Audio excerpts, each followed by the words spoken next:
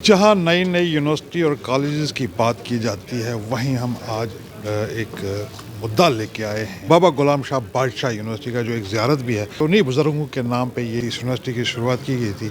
और एक राजौरी में ये एक पहाड़ी एरिया है, वहाँ पे ये यूनिवर्सिटी का बुनियाद रखी गई थी। क्या ज़रूरत पड़ी एमएलए राजौरी इफ्तिखार चौधरी को कॉलिंग अटेंशन का नोटिस देने के लिए, स्पीकर को नोटिस देने के लिए, और उसके साथ साथ में वहाँ पे कई मुद्दे हैं, उन पर भी बात करेंगे। मगर सबसे अहम बाबा गुलाम शाह बादशाह यूनिवर्सिटी का जो मुद्दा है, जिसको आज इफ्तिखार चौधरी जो एमएलए राजौरी है, उन्होंने आज कॉलिंग नोटिस दी है स्पीकर को। सर, क्या ज़रूरत पड़ी आज कॉलिंग नोटिस देने के लिए रिगार्डिंग, मतलब जो बाबा गुलाम शाह यूनिवर्सिटी है, बादशाह यूनिवर्सिटी है, उसके विषय में यूनिवर्सिटी को नोटिस मिलाने के लिए ये स्पीकर की? देखिए, जो यूनिवर्सिटी है ये 2005 में पहाड़ के बादशाह, जिनको सब मज़हब सब धर्म के लोग मानते हैं, बाबा गुलाम शाह बादशाह के नाम पर यूनिवर्सिटी क़याम में आई। माता Vaishno Devi university, Awantipora Islamic university, ये 3 यूनिवर्सिटीज़ एक साथ बनी और यूनिवर्सिटी ने काफ़ी ग्रो किया, बड़ा नाम कमाया। उसमें पूरे कश्मीर से, जम्मू से लोग वहाँ पढ़ने के लिए आते। लेकिन पिछले कुछ 3-4 साल से यूनिवर्सिटी के ख़िलाफ़ एक माहौल तैयार करने की कोशिश की गई। पहले तो वहाँ रजिस्ट्रार इन्होंने केएस ऑफिसर भेजा, अच्छी बात है, सरकार भेज सकती है। उसके बाद जब उसने अच्छा काम किया तो उसको ट्रांसफ़र करके इन्होंने जीएडी में भेज दिया और उसको कहीं और पोस्टिंग कर दी, और यूनिवर्सिटी का रजिस्ट्रार एडिशनल चार्ज दे दिया डीसी साहब को।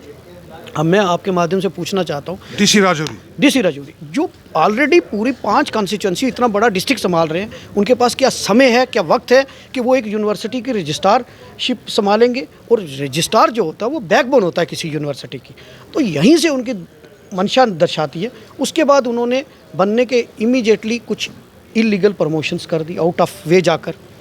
उसका खिलाफ जब टीचर एसोसिएशन ने आवाज़ उठाई तो टीचर्स एसोसिएशन के अध्यक्ष को उन्होंने सस्पेंड कर दिया, जिससे यूनिवर्सिटी का पूरा माहौल गरमा गया।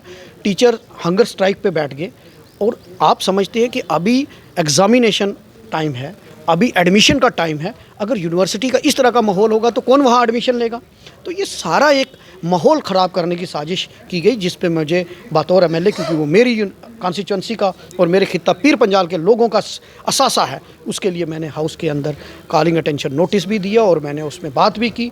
और मुझे उम्मीद है कि बाकी एमएलएज़ ने भी मेरा समर्थन किया, और मुझे उम्मीद है कि इस यूनिवर्सिटी को मैंने कह दिया कि अगर इसके साथ कोई भी छेड़खानी करने की कोशिश की तो इसको बर्दाश्त नहीं किया जाएगा। आप यकीन नहीं मानेंगे कि पिछले 2-3 सालों से 100 करोड़ से ज़्यादा ग्रांट होने के बाद भी कोई भी डेवलपमेंट का काम स्टार्ट नहीं हुआ। लेकिन जब मैंने हाउस के अंदर बोला तो फिर उसके बाद वहाँ काम कल से वो थोड़ा हलचल स्टार्ट हो गई है। तो ये यूनिवर्सिटी हमारे लोगों की यूनिवर्सिटी है, गरीब लोगों की यूनिवर्सिटी है। पसमानदा एरिया में हमारे पास यूनिवर्सिटी के अलावा कुछ है ही नहीं कि अगर उसके खिलाफ भी साजिश है, हम साजिश बर्दाश्त नहीं करेंगे। टीचर्स की प्रमोशन तक नहीं हुई है पिछले 20-20 साल से। क्यों? वो इस वजह से कि लोकल लोग अगर प्रमोट होंगे तो उनको फिर इनको चार्जेस देने पड़ेंगे। इसलिए ये क्या करते हैं, बाहर से लोग लाते हैं, डीन अकेडमी के, फिर बाहर से, चलो वाइस चांसलर आप ले आते हो, वहाँ तक तो ठीक है। बाकी वो बाहर से लाते हैं, वो आते हैं एज ए टूरिस्ट, 2 साल अपना एंजॉय करते हैं, 3 साल और फिर वापस चले जाते हैं। यूनिवर्सिटी क्राइसिस के दौर से गुजर रही है। तो यही मुद्दा था जो मैंने हाउस के अंदर उठाया। ये जो स्ट्राइक्स वगैरह चल रही है, ये कब से चल रही है? ये 1 हफ़्ता हो गया था। फिर जब मैंने हाउस के अंदर इसकी डिमांड रखी, क्योंकि उस टीचर को इन्होंने किश्तवाड़ में जाके अटैच कर दिया था। लेकिन अब बदकिस्मती देखो, अब उस प्रोफेसर को एडीसी ऑफिस में अटैच किया गया। भाई, आप उसको यूनिवर्सिटी के अंदर अटैच करो ना। एक बदले की भावना कितनी है। मतलब जो यूनिवर्सिटी आईएएस ऑफिसर पैदा करती है, जो यूनिवर्सिटी इंजीनियर पैदा करती है, जो यूनिवर्सिटी डॉक्टर पैदा करती है, जो यूनिवर्सिटी इस समाज की क्रीम, सोसाइटी की क्रीम को पैदा करती है, उस यूनिवर्सिटी के प्रोफेसर को आप सस्पेंड करने के बाद अटैच कहाँ कर रहे हैं? एडीसी के ऑफिस। मतलब कितनी शर्म की बात। सर, मैंने देखा आपने जब ये सवाल, मतलब ये एक मुद्दा जो उठाया यूनिवर्सिटी का, जो ये यूनिवर्सिटीज़ हैं, इसमें एक बहुत बड़ा हाथ रहा मुफ्ती मोहम्मद सईद साहब का भी एक बहुत बड़ा हाथ रहा, खासकर बाबा गुलाम शाह बादशाह यूनिवर्सिटी का या अवंतीपुरा यूनिवर्सिटी का। एक मतलब उनने एक ये जो तालीम की जो बुनियाद रखी थी, जो खासकर पहाड़ी इलाकों में या इस्लामिक यूनिवर्सिटी को लेके, तो जो आज का ये मुद्दा है, इसमें क्या लगता है पीडीपी जो हम यही समझेंगे मुफ्ती साहब का एक असासा था, उसको बचाने में आपकी मदद करेंगे? देखिए, ये इस वक्त पार्टी की बात नहीं है। इस वक्त उस इंस्टीट्यूशन, उन गरीब बच्चों के पास जो एक अदारा था जहाँ वो पढ़ाई हासिल करते थे। रजौरी का बच्चा, आप मुझे बताओ, अगर यूनिवर्सिटी नहीं होगी, क्या वो रजौरी के जो गरीब लोग हैं, क्या वो अपने बच्चों के लिए जम्मू में इतने दूर पढ़ाई करवा सकते हैं? पुंछ का बच्चा क्या जम्मू में आकर पढ़ सकता है?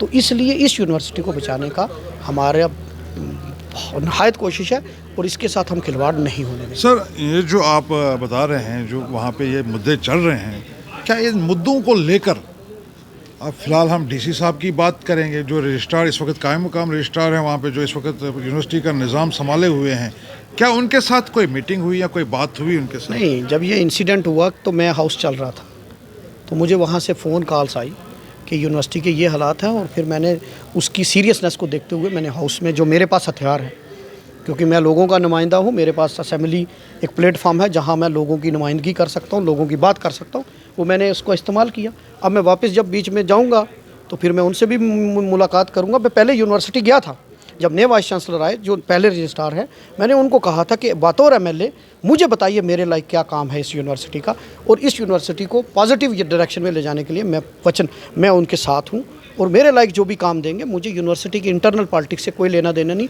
मेरा सिर्फ एक ही मकसद है कि इस यूनिवर्सिटी को हम आगे ऊंचाइयों पर जाता हुआ देखें और यूनिवर्सिटी फूले फले और यहाँ के काम हो। सर, आप उस इलाके को, पहाड़ी इलाके को रिप्रेजेंट करते हैं, और आज का जो हुकूमत है, चाहे हम सेंटर की बात करें, चाहे हम स्टेट की बात करें, तालीम के लिए तो हर किसी के पास मतलब हर कोई मतलब पैसा है, या तालीम पे ज़्यादा ज़ोर दिया जा रहा है, क्योंकि तालीम तो एक ऐसी चीज़ है जिससे रोशनी है, जिससे तरक्की है। उस पे हर किस मतलब चाहे प्राइवेट हो, चाहे गवर्नमेंट के इदारे हों, उस पर ज़्यादा जोर दिया जा रहा है। आप वहाँ के एरिया को रिप्रेजेंट करते हैं, पहाड़ी एरिया को रिप्रेजेंट करते हैं। अगर यही हालात रहते हैं इस यूनिवर्सिटी को लेकर, आपके इकदाम क्या होंगे? नहीं, हम तो सड़कों पे भी आ जाएंगे। इसमें मैं बताऊं आपको, हम सड़कों पे आ जाएंगे, इस यूनिवर्सिटी के साथ खिलवाड़ नहीं होने देंगे। क्या जम्मू कश्मीर की गवर्नमेंट इस यूनिवर्सिटी को लेकर कोई बातचीत करने के लिए तैयार है? नहीं, अभी तो हमने बात चीफ मिनिस्टर साहब से की है, हम LG साहब से भी करेंगे। इसमें क्या है, यूनिवर्सिटी की बेहतरी के लिए तो हम किसी से भी लड़ जाएंगे, तो वो करेंगे। अभी तो ये पहला हथियार है हमारा असेंबली, उसके बाद भी अभी लोगों में भी जाएंगे, बात करेंगे। मतलब इस असासा को बचाने के लिए किसी भी हद तक जाएंगे। शुक्रिया। ये थे हमारे साथ MLA राजौरी इफ्तिखार चौधरी साहब, जिनका ये कहना है कि जो ये असासा हमारा है, जो यूनिवर्सिटी हमें दी गई है, हमारे पास सिर्फ ये एक यूनिवर्सिटी है जिसको हमारे कुछ साजिश के तहत बर्बाद करने की कोशिश की जा रही है।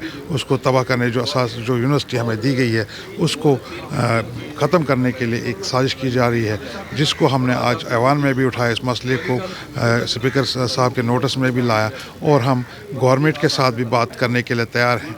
हम ये चाहते हैं कि हमारे इस असासे को बचाया जाए किसी भी तरीके से, ताकि इसको कोई आगे से कोई नुकसान ना पहुंचे, और इसका जो यूनिवर्सिटी की तरक्की है इसको और से आगे बढ़ाया जाए, ताकि जो लोग हैं, जो बच्चे हैं, वो वहाँ पे अपनी पढ़ाई मुकम्मल करके तरक्की की राहों पर गामजन हो। वीडियो जर्नलिस्ट इंद्रजीत के साथ यासिन मीर, यंग बाइट्स, जम्मू।